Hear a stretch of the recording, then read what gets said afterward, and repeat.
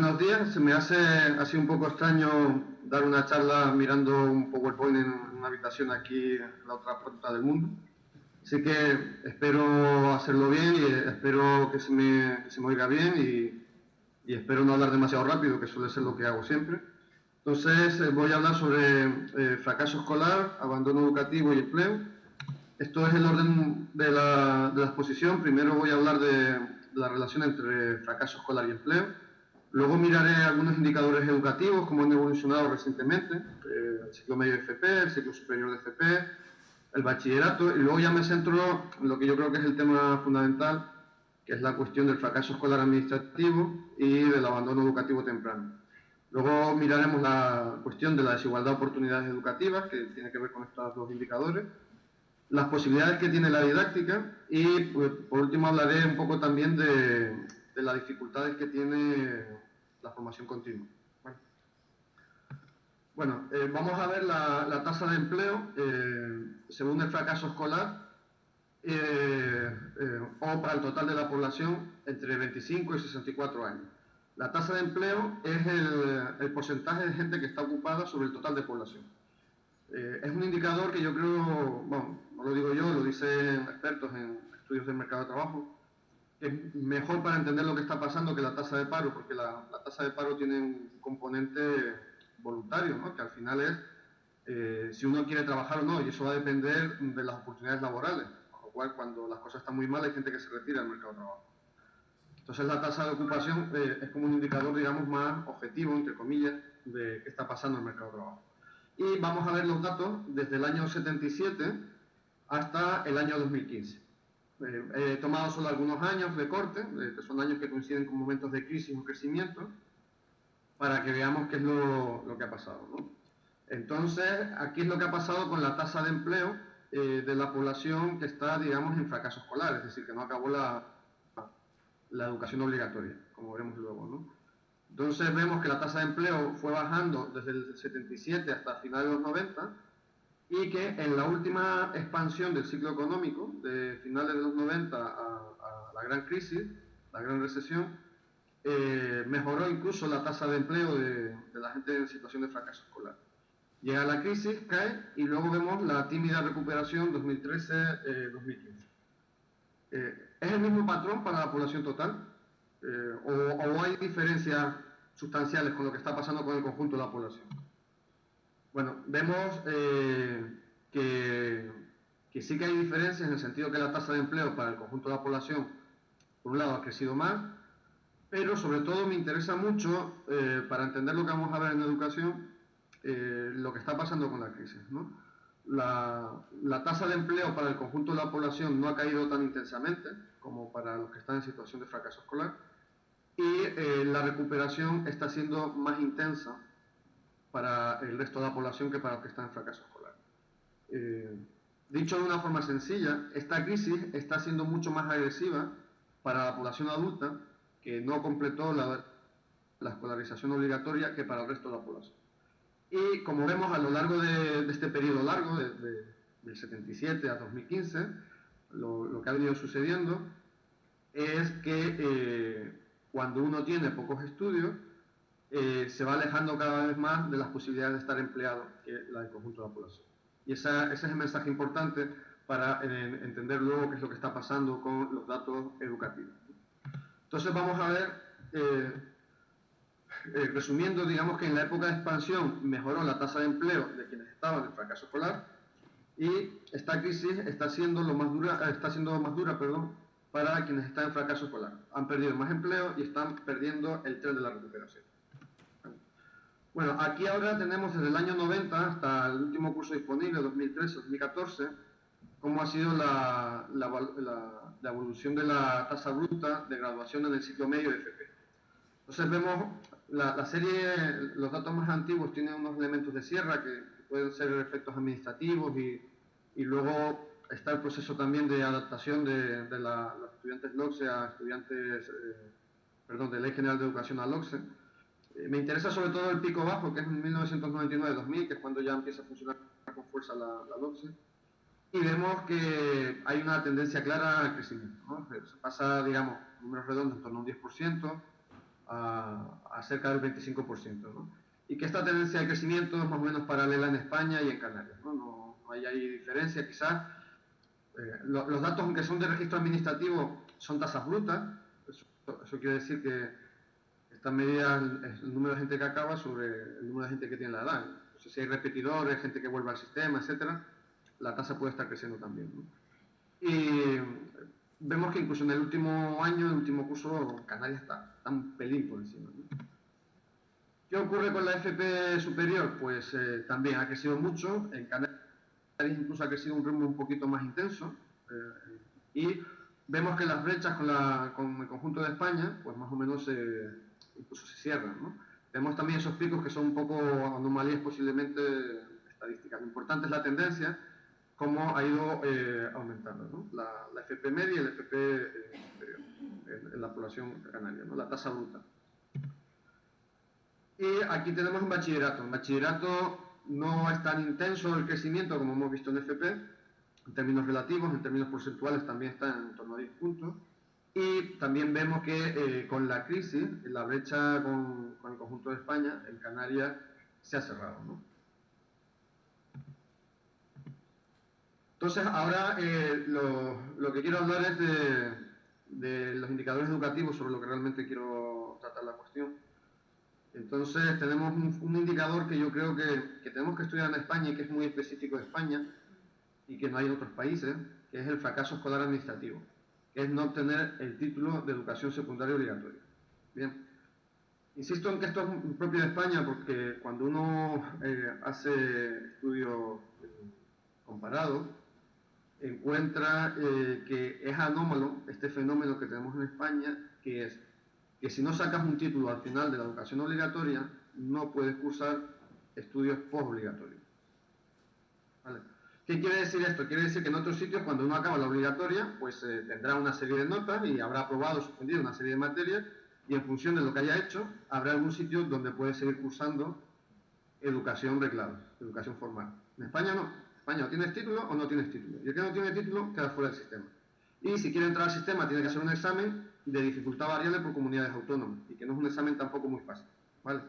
Entonces, yo lo que digo a veces de forma un poco provocadora, pero estoy convencido de que es cierto, que la anomalía de España en el contexto internacional es que somos, hasta donde yo sé, el único país de la OCDE que prohíbe que la gente estudie. O sea, hay gente que tiene ganas de seguir estudiando y el sistema dice, ah, no, usted aquí no puede entrar. Si no tiene el título no puede entrar. Y dice, mira, pero que lo que quiero es estudiar. Ah, no, sin título no. Haga un examen o lo que sea, pero yo no me voy a preocupar por usted.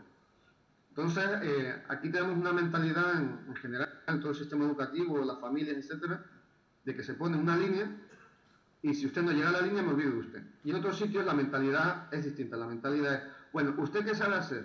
¿Sabe hacerlo con un canuto? Bueno, pues a partir de que sabe hacerlo con un canuto, yo le voy a dar una serie de cursos para que llegue hasta este nivel. Y luego ya el mercado de trabajo decidirá lo que sabe hacer usted o no. O sea, en España no hay esa mentalidad de yo lo voy a tomar a usted en el nivel en el que está y va a progresar conmigo. Sino es, bueno, usted venga con el nivel puesto de casa, que yo no me quiero molestar, ¿no? Y eso es lo que explica que tengamos tan mal el siguiente indicador, este sí lo tiene la Unión Europea, que es el abandono educativo temprano de la educación y la formación. Es no disponer de un título posobligatorio, clasificación internacional de educación, CINE 3, nivel 3, o no estar cursando estudios, reglados o no reglados, entre los 18 y los 24 años. Es un indicador bastante antipático de entender, por lo menos en España. ¿Por qué? Porque lo que está midiendo es si las personas han llegado a un nivel por encima de la ESO. Bien. ¿Qué quiere decir esto? Esto quiere decir que si una persona termina la ESO, saca un notable en la ESO, pero decide que no quiere seguir estudiando, está en abandono educativo. Porque la ESO es un CINE 2, es Clasificación Internacional de Educación nivel 2, secundaria inferior. Y para estar fuera del abandono hay que estar en un nivel posterior, que en España sería el bachillerato o el ciclo medio de FP. ¿Vale? Pero todavía lo complicamos más y resulta más absurdo para el sistema español porque introduce la cuestión de si es reglado o no reglado. Es decir, una persona que acabó la ESO con buena nota y ya no quiere seguir estudiando, está en abandono educativo. Una persona de 18 años que está repitiendo, como está estudiando, no tiene el título de la ESO, no está en abandono educativo. Una persona de 22 años que está haciendo un curso de manipulador de alimentos, no tiene el título de eso, pero como está estudiando no reglada, no está en abandono educativo. Entonces, en España se ha generado mucho barullo con este indicador porque la gente lo emplea como sinónimo de fracaso escolar. Y una persona que acabó la ESO, lo miremos como lo miremos, no es fracaso escolar. ¿Vale? Entonces, hay que tener cuidado en cuando estamos hablando de fracaso escolar administrativo, que es como yo lo llamo para que quede claro, que es una cuestión de la administración que te da o no te da un título. ¿Vale? O cuando estamos hablando del indicador que maneja la Unión Europea dentro del 2020, los objetivos 2020 para el año 2020, que se refiere a la tasa de abandono. Y para que veamos el lío que se monta, vamos a ver ahora la siguiente tabla con datos de 2013, ¿no? Que es para la población entre 18 y 24 años. Vale. Entonces tenemos, que yo siempre me confundo cuando pongo esta tabla, porque la verdad es que hasta a mí, yo que la he calculado me da dolor de cabeza, ¿no? Entonces dice, gente que tiene la ESO y no están abandonando. Eso está bien, si acabaste la ESO y no has abandonado, está bien, ¿no? 72%, entre 18 y 24 años. Bien, pero también hay gente que no tiene el título de la ESO y no está en abandono, porque está estudiando algo, lo que sea un curso de macramé. Si estás estudiando algo, no estás en abandono, da igual lo que sea. Bueno, pues ahí tienes un 4,3% que no tiene la ESO y no está en abandono, pero que yo los considero fracaso escolar porque no tiene la ESO. Y luego gente que tampoco tiene la ESO y está en abandono, es decir, que está en fracaso escolar y no está estudiando nada. Ahí tienes un 11%. Y luego gente que sí tiene la ESO, pero ha decidido que no quiere seguir estudiando. Ahí tienes un 12,5%. Entonces vemos que abandono y fracaso, en términos tanto como indicadores en abstracto, como ya cuando uno se pone a medirlo, son cosas distintas. Entonces hay que tener cuidado para no confundirlos, porque genera mucho caos a la hora de interpretar los datos españoles. ¿Vale? Bueno, vamos a ver entonces qué es lo que ha pasado con la tasa bruta de fracaso escolar administrativo. Entonces ahí vemos que tanto para España como para Canarias, más o menos ha caído a partir del curso 2006-2007. En España en Canarias tenemos un pico raro en el curso 2010-2011, que yo creo que debe ser una irregularidad de las estadísticas educativas. ¿Vale? Pero si uno mira la tendencia es clara, que había cierto estancamiento, incluso cierto aumento del fracaso escolar administrativo, en tasa bruta, llega la crisis y cae. Y esto coincide, claro, con los datos que hemos visto antes, de aumento de matriculación de tasa bruta de FP y tasa brutas de bachillerato. ¿Bien? O sea que en ese sentido, las cosas coherentes. ¿Qué pasa con el abandono educativo temprano de la educación y la formación entre los 18 y los 24 años? Pues que llega la crisis y también vemos que cae. Y esto hay que resaltar dos cosas. La primera es que nunca en la historia de España habíamos tenido niveles tan bajos de abandono educativo. Nunca. ¿Vale? Por supuesto en Canarias también. Y luego la otra, que es a pesar de que es nuestro récord histórico de nivel bajo, tenemos el récord de la Unión Europea. Somos el país de la Unión Europea que tiene las tasas más altas de abandono educativo temprano. Y el objetivo para 2020 está en llegar al 10%. Ahora estamos al 20%. Hay comunidades autónomas que ya lo han conseguido. Por ejemplo, País Vasco o Asturias, Navarra, si no recuerdo mal, están incluso por debajo, muy cerquita ya del 10%. ¿No? Canarias estamos en la zona alta, pero también somos de las que han bajado rápido en abandono educativo temprano. ¿Vale?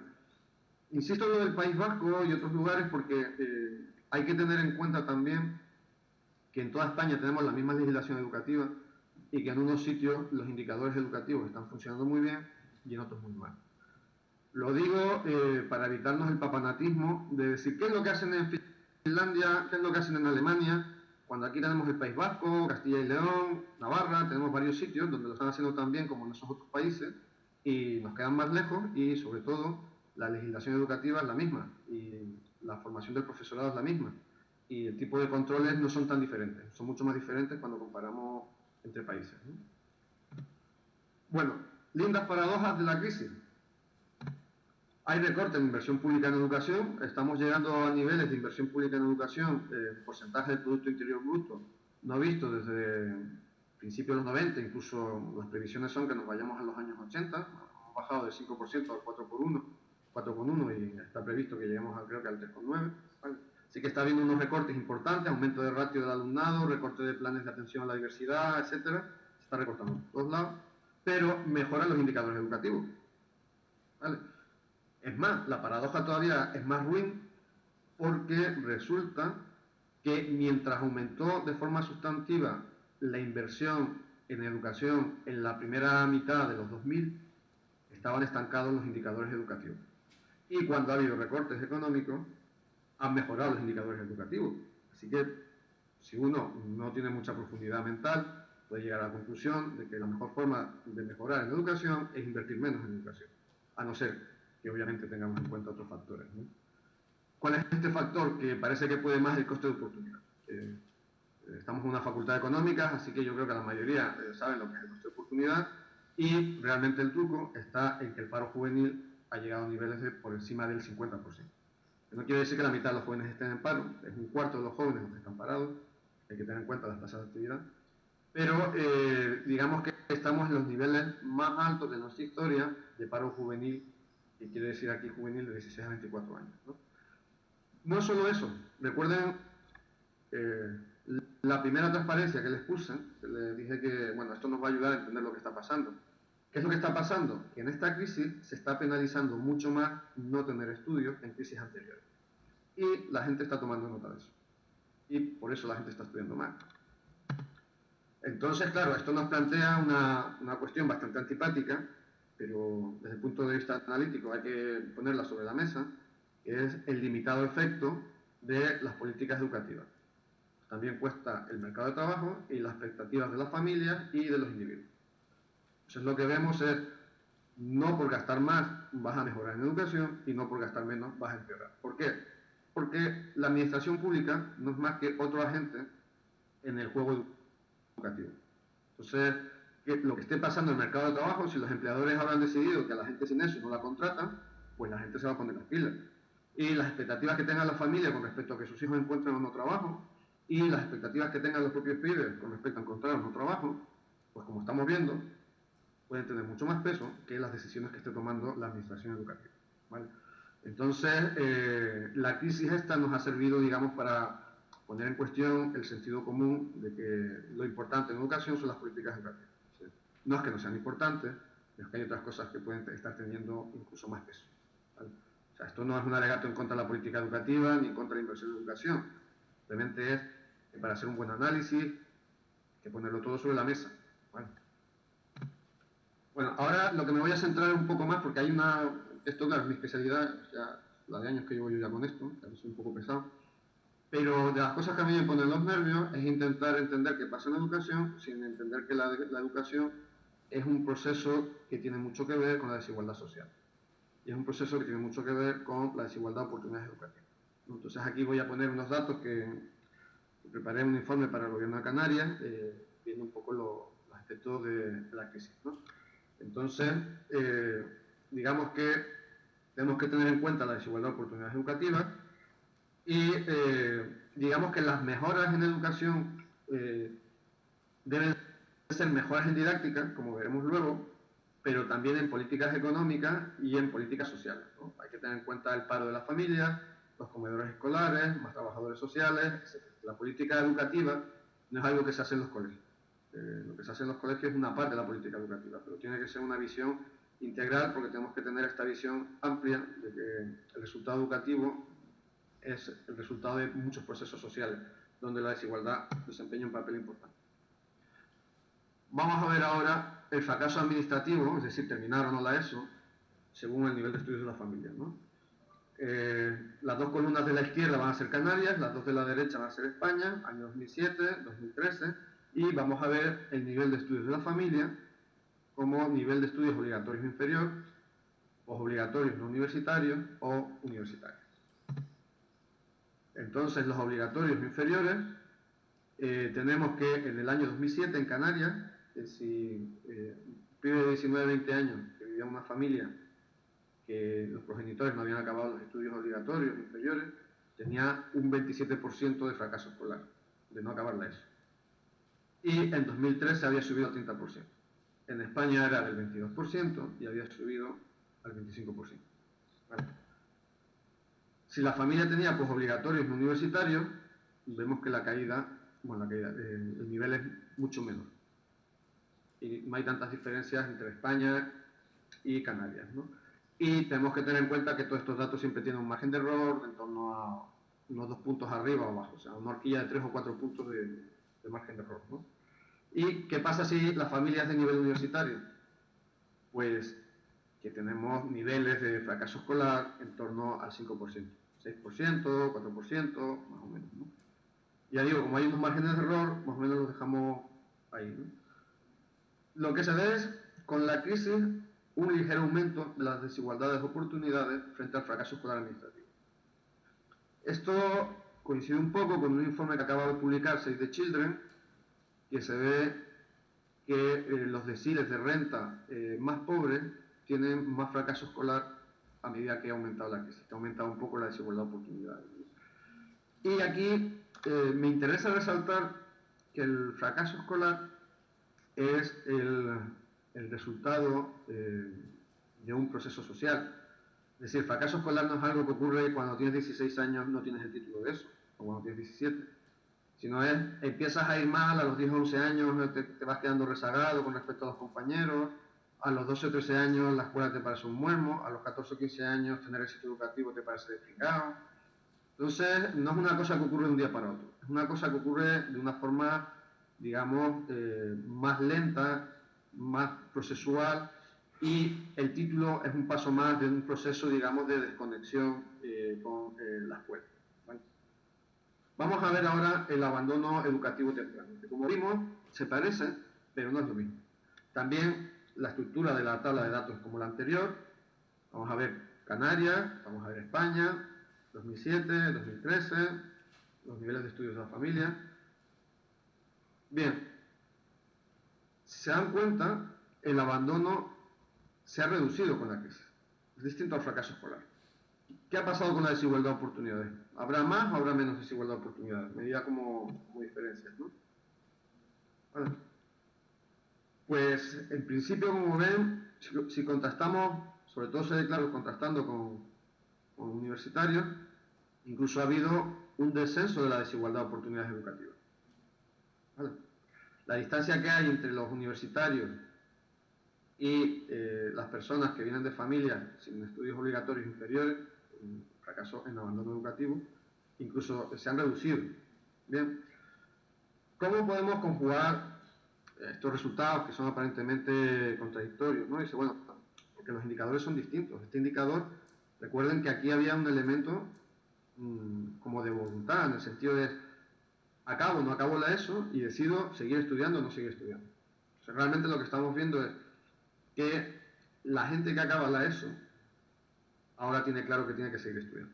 Antes se podía ir a la obra, se podía ir a trabajar a un bar, pero ya hemos visto cómo está el mercado de trabajo.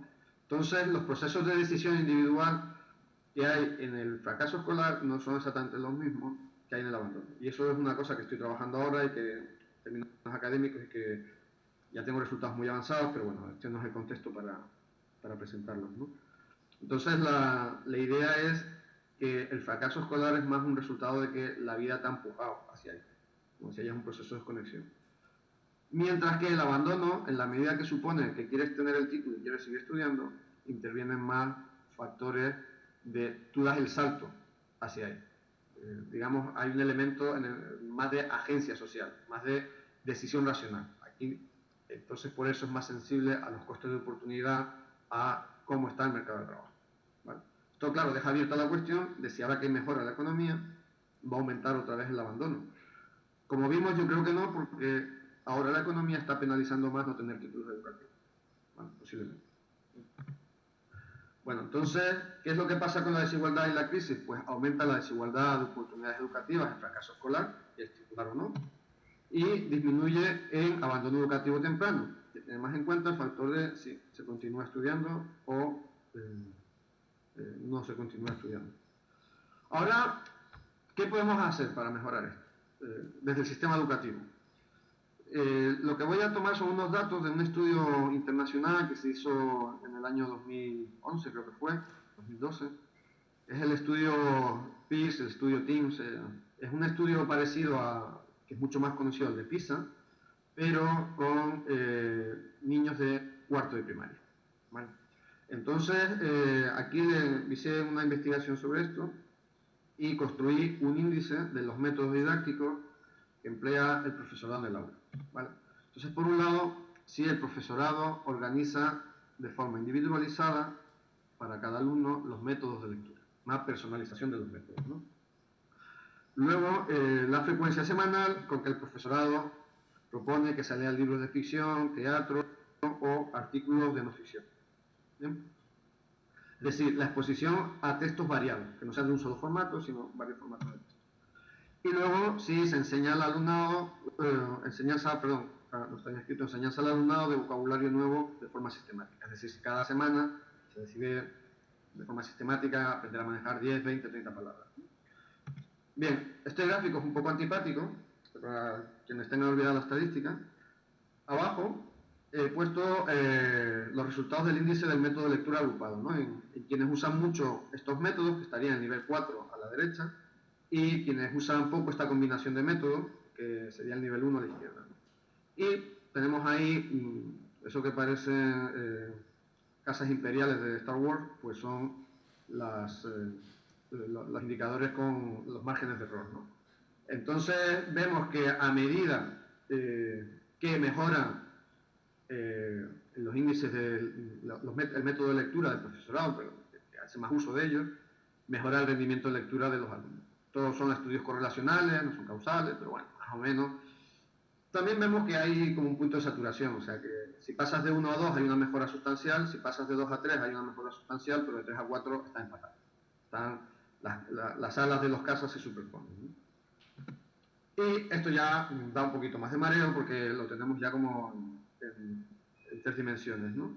Entonces aquí lo que hacemos es ver qué ocurre cuando separamos los métodos didácticos teniendo en cuenta el origen social de la familia. Y por origen social entiendo el nivel de estudios de la familia. ¿Vale? Entonces, un pibe de 10 años, si los padres tienen estudios universitarios, si el profesorado los pone a estos métodos, va mejorando. Son los circulitos violetas, las casas violetas. ¿Vale? Si los padres tienen estudios postobligatorios universitarios, también va mejorando. Y si son estudios obligatorios o sin estudios obligatorios, ahí ya no está, produce un poquito de mejora en los estudios obligatorios, pero sin estudios obligatorios, que son las líneas azules, ven que se superponen por completo, es decir, no produce mejora los métodos didácticos. ¿Vale? Ahí tenemos un problema en el sentido de que si uno mejora en métodos didácticos, está produciendo mejoría a los pibes de origen medio alto, pero no a los pibes de orígenes más populares, que son los que más lo necesitan. Entonces, aquí vemos el alcance limitado de la didáctica sin tener en cuenta el contexto socioeconómico y cultural de esa familia. Claro, estamos hablando de familias donde ni el padre ni la madre pasan del nivel de estudios, llegan al nivel de estudios de la ESO. ¿Qué quiere decir eso? Que son familias que están en situaciones de alta vulnerabilidad social, de riesgo de exclusión social, precariedad laboral, entrando y saliendo del paro, trabajo precario. Sí. El problema de estos pibes no es escolar, el problema de estos pibes es social. Entonces, eso es algo que hay que poner sobre la mesa, que no podemos hablar de la educación si no estamos hablando también de cómo son las condiciones económicas, sociales, culturales de su familia. Y que en este caso las intervenciones del sistema educativo son mucho más limitadas. Bien, vemos que los métodos pueden mejorar incluso a los que los padres han llegado por lo menos a la ESO, pero lo que ya está en riesgo de exclusión, de vulnerabilidad, hace falta otra cosa. ¿Vale? Entonces, las didácticas sí producen mejoras educativas, ¿no? Pero son necesarias unas condiciones mínimas en el hogar familiar. Y ya por último, la cuestión está en una vez que tenemos una población adulta, más en Canarias, con altos niveles de fracaso escolar, es decir, que no acabó la educación obligatoria, pues sería prioritario articular políticas que faciliten que esta gente titule la ESO, el FP, etcétera, ¿no? Pero vamos a ver, los datos voy a poner para el conjunto de España en 2014, es la población entre 25 y 64 años que participa en procesos de formación, ¿vale? Son datos para España, pero para Canarias son más o menos similares, ¿vale? Entonces, vamos a ver qué población está cursando formación continua, si no ha acabado la ESO, si tiene secundaria, ya sea bachillerato o FP, o tiene superior. Superior ya sea FP o universidad. Bueno, entonces vemos que la gente sin secundaria no llega, en el mejor de los casos, que son los más jóvenes, no llega al 10% en participación en procesos de formación, ¿vale? ¿Qué va a ocurrir con los otros niveles? La gente que tiene más estudios va a estudiar más que los que tienen menos estudios. Digamos que una buena política educativa de procesos de formación, la gente con menos estudios tendría que ser la que estuviese participando más en procesos de formación, para cualificarse y estar mejor colocada en el mercado de trabajo. Pues va a ser que no. Entonces tenemos qué pasa con el nivel de secundaria y vamos a ver ya qué es lo que pasa con el nivel de educación superior, es decir, FP y universidad. Entonces vemos que la población adulta que se forma más es la que ya está más formada. Eso es lo que se conoce en sociología como el efecto San Mateo, ¿no? La parábola de San Mateo, los talentos que concluye al que tiene se le dará y al que no tiene se le quitará aún lo que no tiene, ¿no? Bueno, pues a mí me gusta la formación continua porque es un buen ejemplo de efecto San Mateo. Al que tiene se le dará. O sea, aquí hay un problema que no solo ocurre en España, pero no ocurre en todos los países, y es que hay mucha diferencia en la formación continua por nivel de estudio, que quien recibe más formación es quien está ya más formado. Los países nórdicos han conseguido desarrollar políticas en este sentido que consiguen que haya más gente de nivel bajo de formación que sí que esté participando, ¿vale? Entonces, bueno, pues tenemos, como digo, el efecto San Mateo, al que tiene se le dará, en este caso, formación. Luego, dificultades para llegar a los procesos formativos a quien más lo necesita. Esto, por ejemplo, el programa de garantía social, que ya la Unión Europea se ha enfadado con nosotros, estaba dirigido a la gente joven para que participase en empleo o formación. Y resulta que los que se estaban formando más como garantía joven eran los universitarios, no los que no habían acabado la ESO. También, si no acabas la ESO, porque no te gusta estudiar. Entonces ahí hay un problema, bueno, que tiene bastante dificultad. Y hay una cosa muy importante que en España se ha avanzado en términos legislativos bastante últimamente, pero que todavía yo creo que se puede mejorar más, ¿no? Que es la mejora de la convalidación de experiencia por certificados de profesionalidad. Entonces, está siendo variable por comunidades autónomas. En unas comunidades autónomas parece que se está haciendo de una forma más flexible con la experiencia y en otras se están poniendo más rigideces. Y la cuestión es que una persona que lleve 20 años trabajando de cocinero, pues esa persona de alguna manera tiene que tener un reconocimiento de que es cocinero. Si lleva 20 años trabajando de conductor, que tenga un reconocimiento profesional más allá del carnet de conducir, ¿no? Entonces, ¿cómo hacemos eso para que todo ese saber hacer que tiene esa gente que no tiene título, que no tengan título no quiere decir que no estén cualificados, quiere decir que no está certificado? Eso pasa a estar certificado y, por tanto, pasa a ser reconocido en los convenios colectivos, cuando son contratados por la administración, etc. Y después, mi gran pelea de siempre, que es la de facilitar el paso por la educación formal, ¿no? Siempre lo que decía era un conductor de ambulancia, que para sacarse el título de FP, que le habilitaba luego como conductor de ambulancia, o como especialista conductor, le pedían la ESO, ¿no? Entonces tú coges los manuales de ESO y te piden que sepas poesía medieval española. O sea, a ver, tema de cántaro. O sea, para ser peluquero, para ser conductor de ambulancia, me tengo que saber poesía medieval española. Sí, está muy bien para refinar el espíritu, pero es que estamos hablando de que tengo 40 años y tengo que sacar una familia adelante. O sea, no podemos tener un poquito más de sentido común en lo que es el paso por la educación formal para obtener los títulos que luego me permiten tener reconocimiento laboral. O sea, ahí en España seguimos con una idea muy decimonónica de lo que es la cultura universal como una forma de excluir a la gente del mercado de trabajo.